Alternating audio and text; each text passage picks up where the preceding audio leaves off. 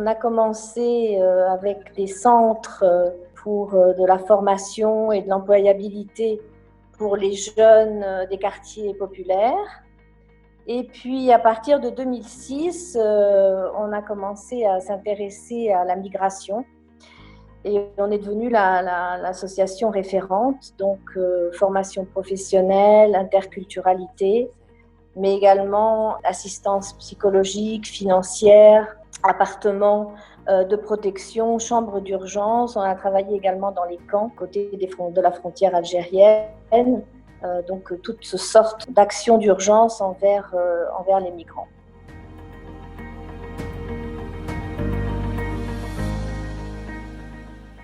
Pour la situation actuelle du Covid-19, encore plus catastrophique pour les migrants, puisqu'évidemment ils travaillaient dans l'informel, ils sont souvent extrêmement vulnérables, ils n'ont pas de famille sur lesquelles ils peuvent s'appuyer.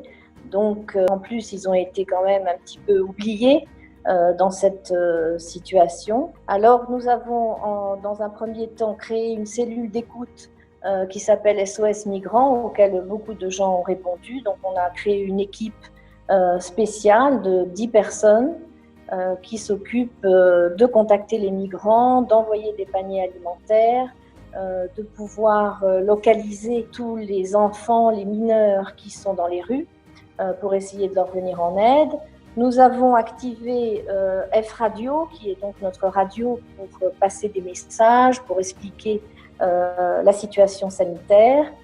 Et puis enfin, on a développé avec les associations de migrants à travers tout le territoire national une plateforme d'information et d'urgence pour leur venir en aide le plus vite possible. Donc on a besoin évidemment d'argent pour pouvoir acheter les paniers, mais on a également eu par exemple des dons alimentaires de pâtes, de riz, donc on est preneur de tout. Il y a beaucoup de migrants nous disent on ne va pas mourir du coronavirus, mais on va mourir de faim.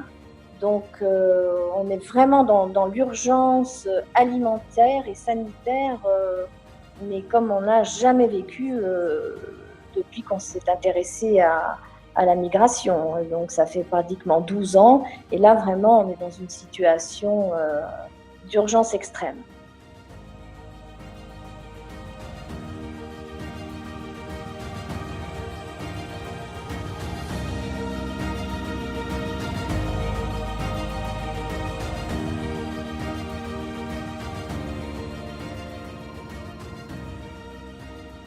Merci à la Fondation Orient-Occident d'avoir offert des kits alimentaires à la communauté ivoirienne, les migrants du Rabat. So I want to use this medium to thank the Orient Foundation for their support to us at this difficult time.